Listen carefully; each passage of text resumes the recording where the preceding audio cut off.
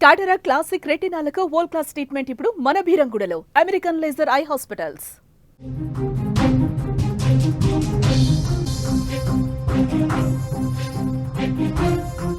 తెలుగు రాష్ట్రాల్లో ఇవాళ భారీ వర్షాలు కురవబోతున్నాయి. బంగాళాఖాతంలో అల్పపీడనం బలపడింది. తీవ్ర వాయుగుండంగా మారే అవకాశం ఉన్నట్టుగా తెలుస్తోంది. దీని ప్రభావంతో ఉత్తరాంధ్రలో పలు చోట్ల భారీ వర్షాలు కురిసే అవకాశం ఉంది.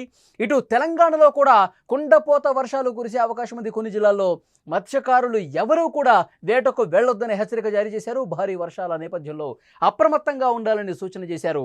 ఉత్తర వాయువ్య దిశలో కదిలి దక్షిణ ఒడిశా, ఉత్తరాంధ్ర కోస్తా తీరం సమీపంలో తీరం దాటబోతున్నట్టుగా తెలుస్తోంది. తెలుగు రాష్ట్రాలకు వాతావరణ శాఖ కీలకమైనటువంటి ఆదేశాలు జారీ చేసింది.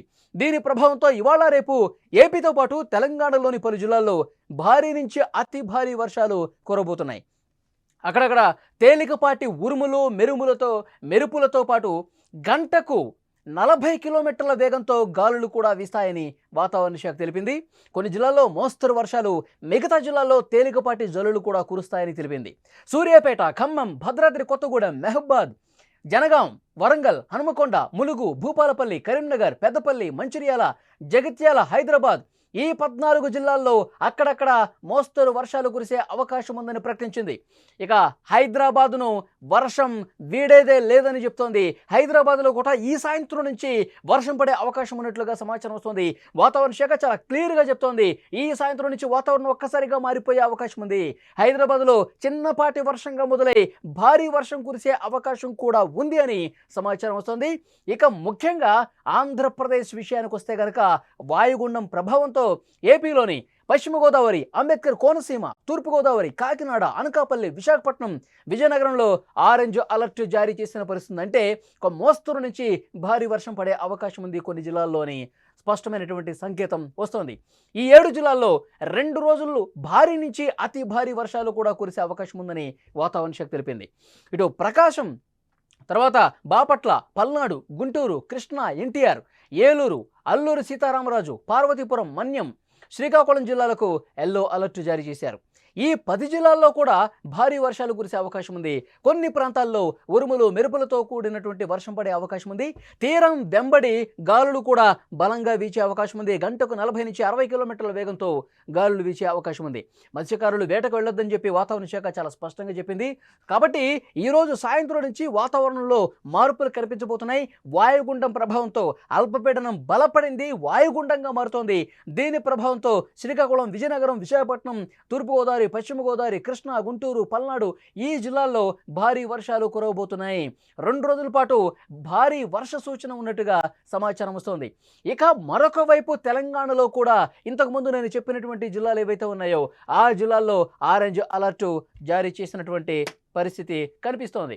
ఇక మరొక ముఖ్యమైనటువంటి విషయం ఏమిటంటే హైదరాబాదులో వర్షం వీడే పరిస్థితి లేదు. 2-3 రోజులు తెరిపినిచ్చినట్టు కనిపించిన ఈ వాయుగుండం ప్రభావంతో తెలంగాణలో హైదరాబాద్తో పాటు హైదరాబాద్ చుట్టుపక్కల కూడా భారీ వర్షాలకు అవకాశం ఉందని సమాచారం వస్తుంది.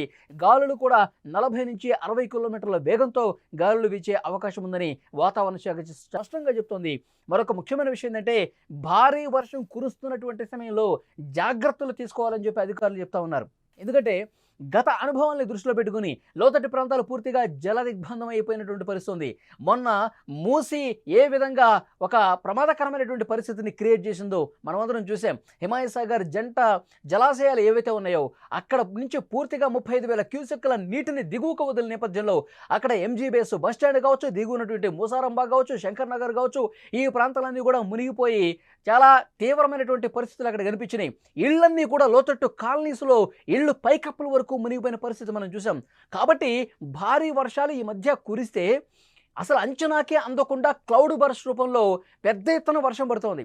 ఒక్కసారిగా కుంభవృష్టి కుమ్మరించినట్టుగా పడుతున్నటువంటి పరిస్థితి ఉంది. కాబట్టి వర్షాలు పడుతున్న సమయంలో అందరూ కూడా జాగ్రత్త వహించాలని చెప్పి అధికారులు స్పష్టంగా చెప్తున్నారు. ముఖ్యంగా ఆంధ్రప్రదేశ్లో అయితే తీర ప్రాంత జిల్లాలు ఏవైతే ఉన్నాయో వాళ్ళందరూ కూడా చాలా జాగ్రత్తగా ఉండాల్సిన అవసరం ఉంది.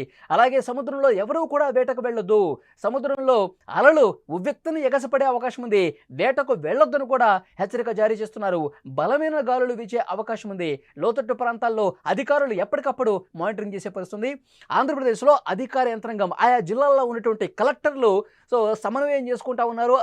క్షేత్రస్థాయిలో ఉన్నటువంటి అధికార యంత్రాంగంతో ఎప్పటికప్పుడు చర్చలు చేస్తూ ఉన్నారు. ఎందుకంటే ఎక్కడన్నా ఇబ్బందికర పరిస్థితి వస్తే అక్కడ వాళ్ళని హుటాహుటిన తరలించేందుకు, పునరావాస కేంద్రాలకు తరలించేందుకు ఏర్పాట్లు కూడా చేసే అక్కడ ఆ అధికారులు ఆ ఏర్పాట్లు చేస్తూ ఉన్నారు. ఎందుకంటే గతంలో ఎలాంటి సిచ్యువేషన్ ఉందో మనం చూసాం. సో దాదాపు లోతట్టు ప్రాంతాలన్నీ కూడా ఇబ్బంది పడ్డ పరిస్థితి ఉంది.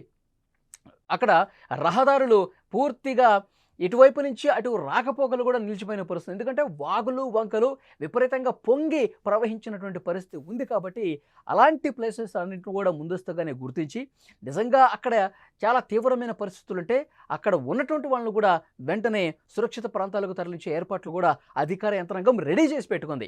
ఒకవేళ అలాంటి పరిస్థితి దానికి తగ్గట్టుగా చర్యలు తీసుకోవాలని చెప్తున్నారు. సో డెఫినెట్గా 2-3 రోజుల పాటు ఈ వాయుగుండం ప్రభావం కనిపిస్తుంది.